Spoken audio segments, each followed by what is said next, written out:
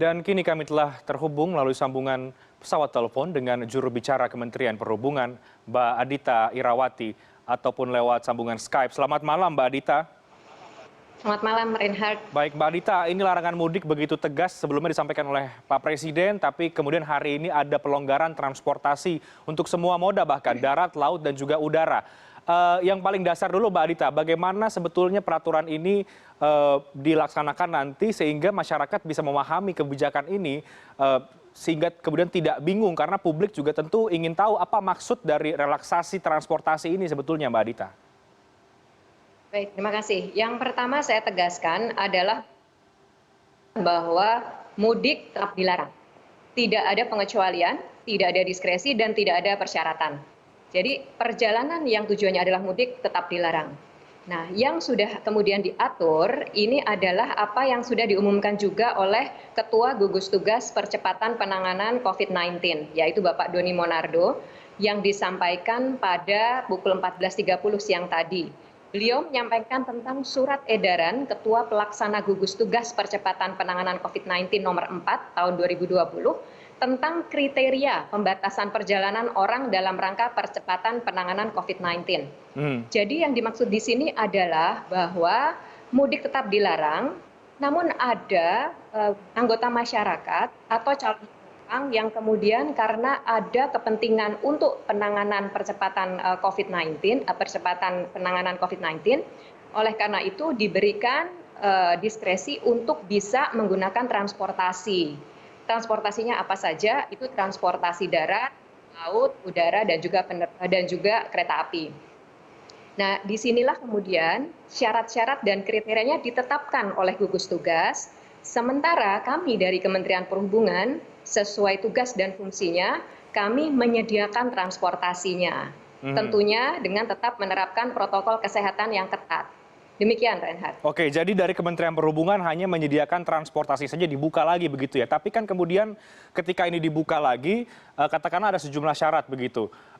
Artinya siapa saja yang bisa mengakses transportasi ini? Apakah hanya orang-orang yang kemudian dari awal kepentingan bisnis atau tadi yang Anda katakan untuk guna mengurangi dampak COVID-19 begitu, atau kemudian anggota DPR yang tadi mengatakan apakah boleh bawa keluarga juga untuk ke dapil dan sebagainya. Ini kan menjadi celah yang kemudian berpotensi untuk bisa disalahgunakan juga kebijakan ini, Mbak Adhita. Bagaimana pandangan Anda?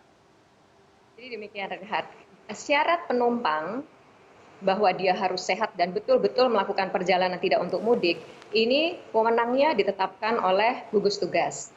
Dan tadi sudah diumumkan, saya mengulang sedikit ya, bahwa yang kemudian diperbolehkan adalah orang-orang yang bekerja pada lembaga pemerintahan atau swasta yang menyelenggarakan kegiatan seperti pelayanan percepatan penanganan COVID-19, pertahanan, keamanan, ketertiban umum, kesehatan, kebutuhan dasar, dan lain-lain. Ya, dan juga ada pelayanan fungsi ekonomi penting. Kemudian yang kedua, perjalanan pasien yang membutuhkan pelayanan kesehatan darurat atau perjalanan orang yang anggota keluarga intinya sakit keras atau meninggal dunia. Dan yang ketiga adalah repatriasi pekerja migran Indonesia, seperti WNI, pelajar, dan juga pemulangan orang dengan alasan khusus oleh pemerintah sampai ke daerah asal. Jadi kriteria ini sudah ditetapkan, kami dari Kementerian Perhubungan pada dasarnya menyediakan transportasinya, agar para pihak yang diberikan izin ini dengan syarat-syarat yang sudah ditetapkan tetap bisa bepergian. Dan kami bertanggung jawab untuk menerapkan protokol kesehatan di prasarana-sarana transportasi. Oke, demikian. Ya, protokol kesehatannya yang disiapkan untuk di sarana transportasi bagaimana, Mbak Adhita?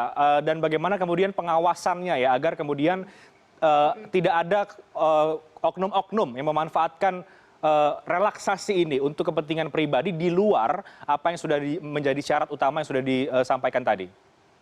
Saya perlu luruskan ya, ini bukan relaksasi sebenarnya. Ini penjabaran dari apa yang sudah dituangkan di dalam Peraturan Menteri Perhubungan nomor 25 dan Surat Edaran nomor 4 dari Ketua Gugus Tugas.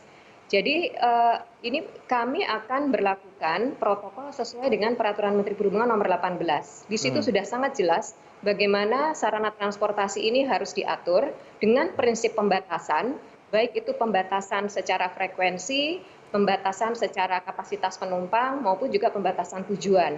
Dan ini akan kami lakukan termasuk pengawasan kesehatannya akan dilakukan oleh otoritas yang berwenang termasuk melibatkan gugus tugas. Oke, oke. Jadi ini kami harapkan tidak menjadi celah untuk kemudian ada anggota masyarakat yang berusaha memantau. Oke, baik Mbak Adita, sampai akhirnya kemudian Kementerian Perhubungan juga sepakat dengan pemberian izin ini ya dengan sejumlah syarat tadi. Ini kan di tanggal besok begitu ya, begitu cepat prosesnya saya pikir. Sementara di waktu yang bersamaan juga masih banyak yang berupaya untuk melakukan mudik tadi itu. Nah, apa urgensinya Mbak Adita sampai kemudian begitu cepat dalam masa PSBB ini bahkan atau dalam masa yang masih dalam larangan mudik juga ada kebijakan yang baru ini? Begini, tadi sudah dijelaskan oleh Pak Kepala Gugus Tugas ya tentang latar belakangnya. Saya rasa saya mungkin karena dari tugas fungsinya adalah Kementerian Perhubungan, saya agak sulit untuk menjelaskan Oke. itu karena memang ini adalah wewenang dan ranah dari gugus tugas. Namun yang jelas adalah bahwa dari sisi transportasi kami akan menyediakan layanan itu dan mendukung yang menjadi amanah dari surat edaran gugus tugas ini. Karena kami meyakin bahwa apa yang kemudian ditetapkan ini adalah untuk upaya agar kita cepat pulih dari pandemi COVID-19 ini dan juga di sisi lain kita juga tetap bisa menjaga perekonomian dan kesejahteraan masyarakat. Oke. Itu yang kemudian kami pegang. Dan kemudian transportasinya kami siapkan sesuai dengan protokol kesehatan yang sudah ditetapkan. Oke, baik. Jadi ada sejumlah pertimbangan ya sehingga kemudian melahirkan kebijakan ini dan mudah-mudahan protokol kesehatan yang sudah menjadi standar disiapkan oleh Kementerian Perhubungan betul-betul dilakukan sehingga ini tidak menjadi satu bencana baru untuk kemudian menambah panjang daftar COVID-19 di Indonesia. Terima kasih banyak Mbak Adita sudah bergabung bersama dengan kami pada malam hari ini.